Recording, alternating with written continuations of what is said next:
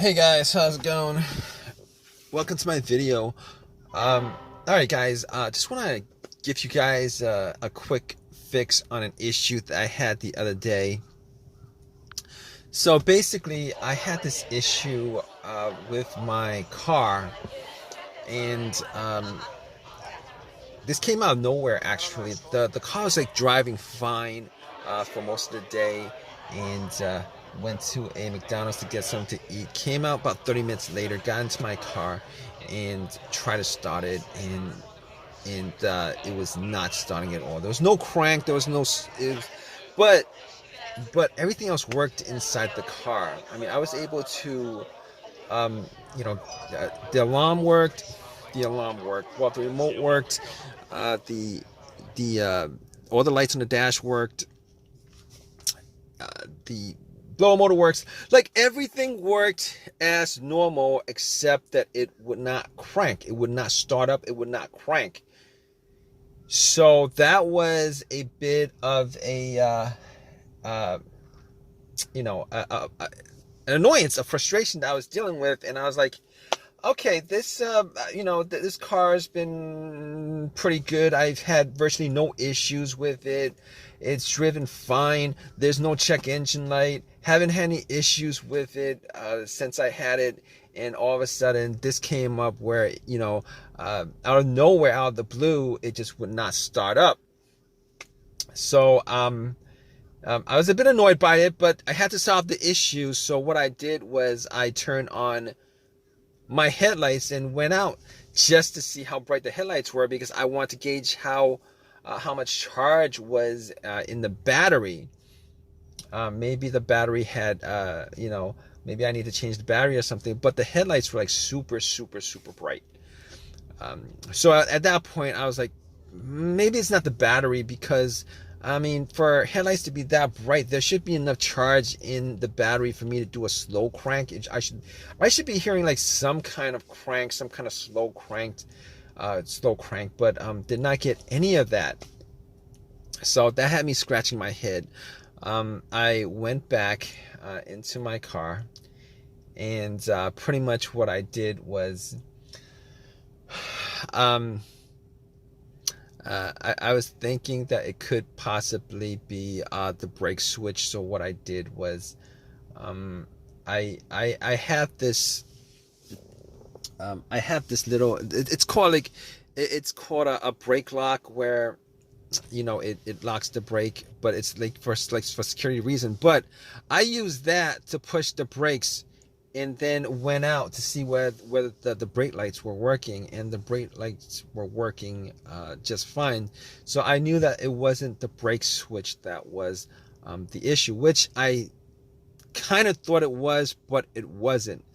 So after that, what I did was, I checked the battery, just to make sure, whether, the terminals were good, clean, etc., etc. Now, what I did notice was that the terminals were a little bit corroded. There was some white bluish stuff on there. So I had my Coke that I got from McDonald's, poured the Coke on the terminals, and had some napkins to clean it up. Now, the terminals were not super super tight. They were tight enough that I don't think that was the issue with it. So it was tight enough. I took the terminals off, poured some Coke on it, cleaned it with napkins, popped it back in, and for sure I thought that would actually fix the issue. Try to start it, it would not crank. Same situation, would not crank, would not start. So outside of that, I was like, okay, let's check the ground wire. The main ground wire, if you guys don't know, is the negative cable. Normally it hooks up to the frame of the car. So I was looking at the ground wire just to see whether there was any kind of just to see whether it was corroded, disconnected, rusted, or anything like that. There was a little bit of rust, but nothing that I thought would affect the electricity going to the battery to the car. So I was able to rule out that. So at that point I was like, let me rule out the battery completely, because I'm not wasn't 100% sure whether it was the batteries that was the problem. So I had somebody help me out with a jump. Had the cables on there for a good couple minutes, maybe like a minute, and then try to crank it. Normally, it should crank at least a little, with it hooked up, and it did not crank at all. So because it didn't crank at all, I knew 100% that was in the battery. At that point, I ruled out the battery, the ground wire, and I also ruled out the alternator being the issue. Because normally, if the alternator wasn't charging the battery and the battery is completely dead, the test for the alternator is if you put wires to the terminals, it should jump the alternator and then have and then it should at least crank up. And once you take the cables off, the car would die. So at that point, I could rule out the alternator. I could rule out all those things at that point. So basically what I did was I got back to my car, and I'm like, I was still hoping that there was a really simple fix to the problem. So basically at that point, I was thinking to myself, okay, I have an OBD2 reader, a $19 OBD2 reader that I got from Walmart. And seeing as how there's no check engine lights on the dash, I thought to myself, I mean, there's a chance that it could possibly be something, but that might bring a code up that's pending, that's not in the system. So what I did was I hooked the OBD2 up and made sure that it actually went through and scanned the whole entire ECU, which it did. It scanned the whole entire ECU. No codes popped up, no pending codes, nothing at all. And at that point, I was ruling, as many things out as I could. And at that point, I ruled that out. Okay, so after that, I was thinking to myself, there's a couple other things it could be. It could be possibly be the fuses or the relays. All right, so I got to the box where the fuses and relays are, and checked out all the fuses just to make sure that there were no blown fuses or anything like that. And checked out to see whether there was any kind of brownish tint on any of the top of the fuses. There was none. Didn't smell anything that was burnt.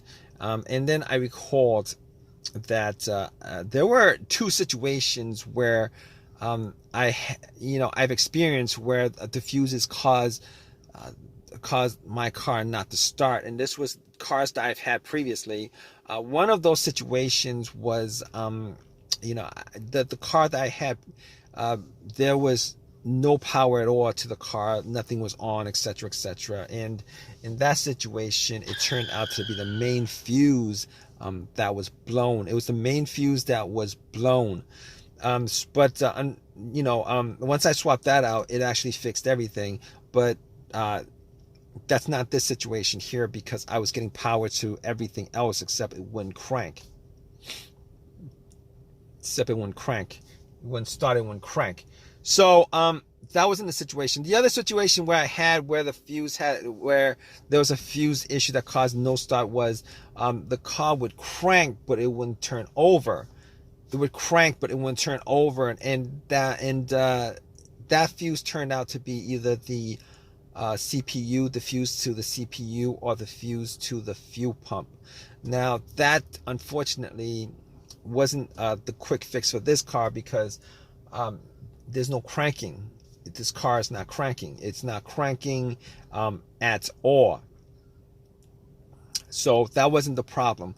At that point, I was thinking to myself, all right, we've eliminated a lot of things.